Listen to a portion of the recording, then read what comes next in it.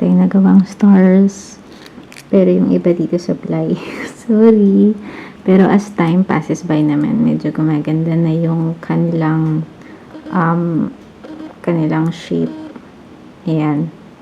So, meron ako dito strip of paper with a fortune kasi nga ang book natin ay about astrology. 'Di ba yung mga sinasabi ng mga tala. Ayan. So, meron ako ditong strip of paper na 1 centimeter ang width, and then for the length, kung ano yung gusto nyong haba actually. Sa akin, ito ay kasing haba ng isang short bond paper na nakat ko na yung margins na 0.5 inches. Ayan. So, basta ang mahalaga naman dito ay yung width na 1 centimeter.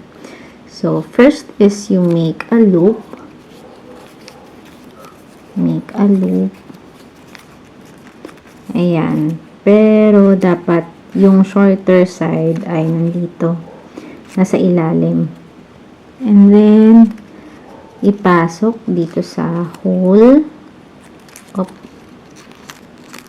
Ayan. And then, pull. Pull. Hanggang sa I think this won't be perfect, but yeah. Ganyan. Yan. Tapos, ifo-fold ito and itatago dito. Itong extra. Fold and then tago dito. Well, you can actually cut it naman. Sa akin, mas gusto ko fold. Pumasok kami. Pasok. There. Ayoko masyadong pinipisil kasi para merong konting air sa loob later at hindi mahirap pisilin yung sides mamaya. I'll show you later. And then for this one, I just go with the flow. So, fold this. Tapos dito mapupunta, 'di ba? Fold dito sa side. Tapos sundan nyo lang yung flow ng paper. Nung pag-fold. Huwag masyadong huwag masyadong pisilin na gano'n, ano? Kasi you need the air. Yan. Kapag konti na lang, pwede nyo na siyang i-fold dito, ay ilusot dito. Ayan. So, you have a pentagon.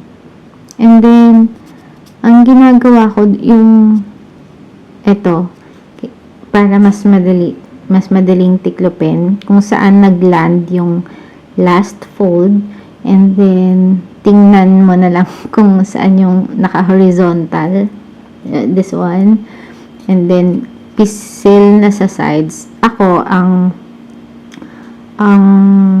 strategy ko is, pisilin isa-isa, kasi mas nahihirapan ako pag like sabay-sabay. So, isa-isa lang yun sa akin.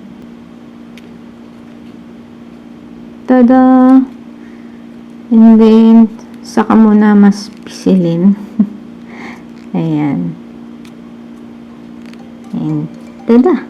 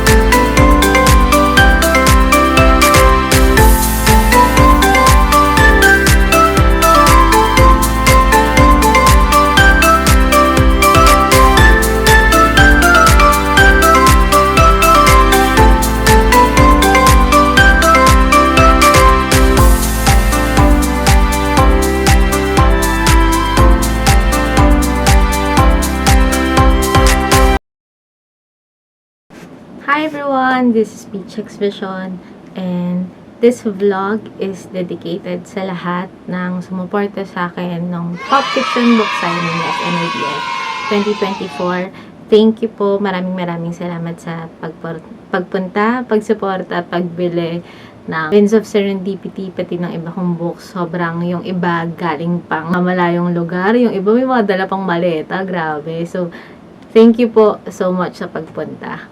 Nalaman ko na may book signing. Nag-isip na ako kaagad ng freebie. Sobrang busy ko mula July.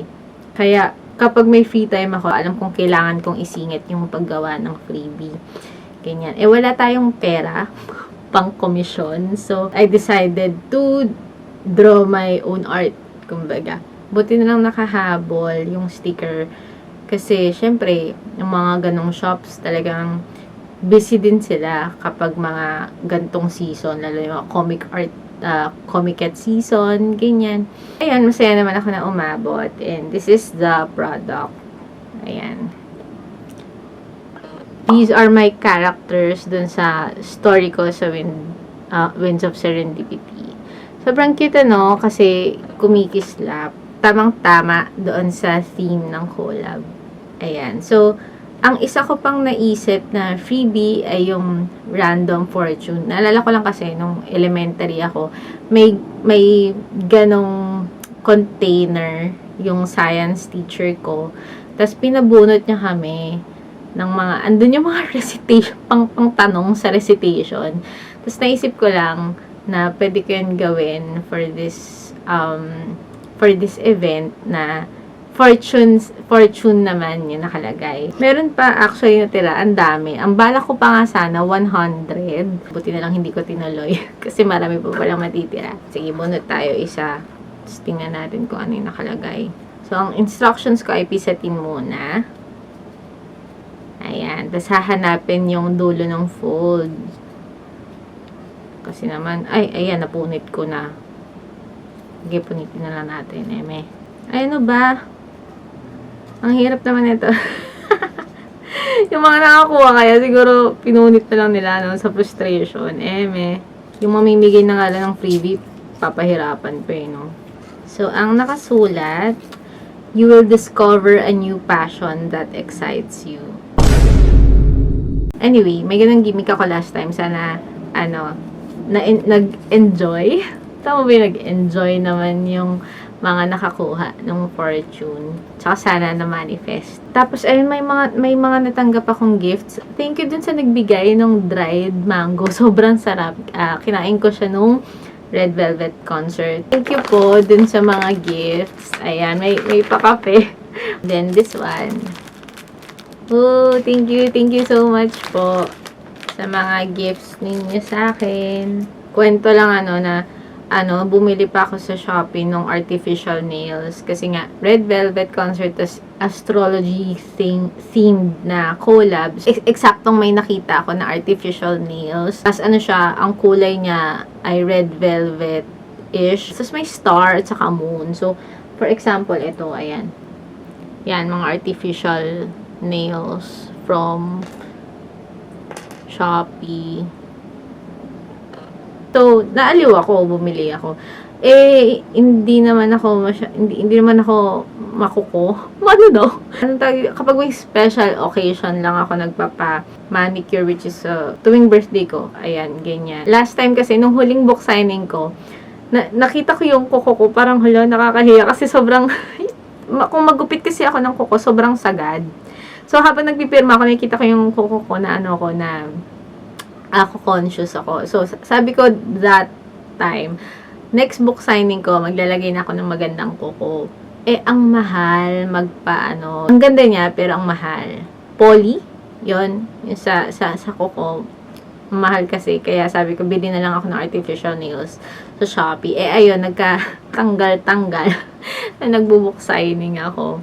Pero, okay lang. Experience. Pupunta sana ako nung Sunday para suportahan ako si Ibarra kasi gusto ko magkaroon ng copy ng Play the Queen, pati yung cover reveal ni Mitch for Crush Kita.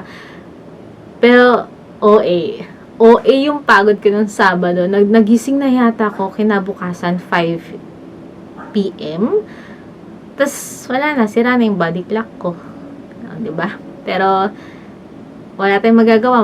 Kailangan natin mag-cope. Anyway, flex ko lang yung mga nabili ko nung MIBF 2024. Sabi ko nga, may budget ako na 1.5 lang. 1.5 lang. O, parang 1.5 first day. Sige, pwede ng 1.5 the second day. Sana, 'di ba? Ganyan. Kaso, hindi nangyari. Pero lumagpas ako. First day pa lang. Mga ano lang naman. Basta lumagpas ako. Then, I bought these. Grabe na 1.5 lang ito. Pero, worth it. Hindi ko ba nakita to? I forgot. Pero hindi ko alam na merong ganito. Parang chinek ko yata yung posts ng Comiket. Titingnan ko kasi kung may bago silang release. Nakita ko to. Ay, hindi ko na alam. Baka gumagawa lang ako ng kwento. Pero, ayan. Oh my gosh. The cover is so pretty. Do you see it? Ang ganda. Sapphic. So excited to read it kapag may time na ako. And then, I also bought this from Comiket. I mean, from the Comiket booth. This is my favorite romance book. It's called Beginner's Guide, Love and Other Chemical Reactions. Meron akong first copy.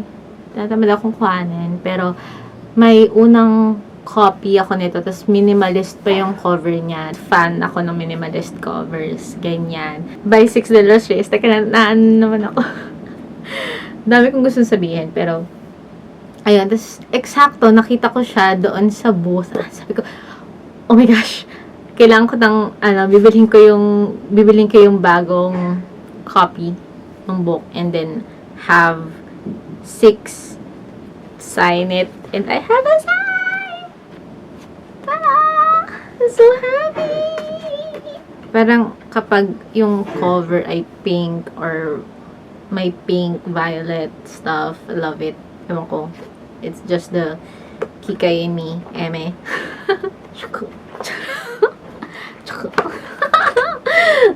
Sabi ko, nagkaroon ako ng idea for my pin-ups. Pero, na-realize ko na teen fiction pala yung mga sinaself-pub ko. So, anyway. And then, bayan, di na ako natigil.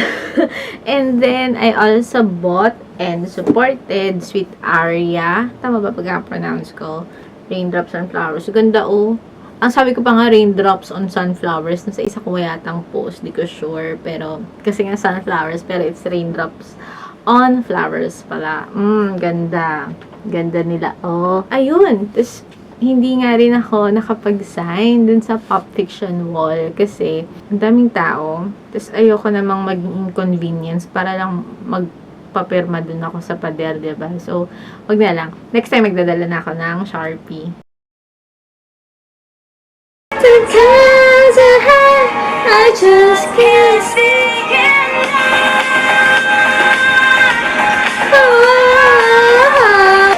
May scalpers doon. Ayoko matulis yun eh. Ha? Okay sa tulis yun. Pero illegal lang scalpers eh. Like, against the law. Bakit? Akala ko. Umpisa pa lang ng araw ko na wala na kaagad yung visit yan. Pero, madami pa naman natira. Ay, dami pa natira. Ayun. May mga ay, ano ba? Ang bango, grabe. Parang ayoko na mag-vlog. Magkakape na lang ako. Sarap. How much I support WWL,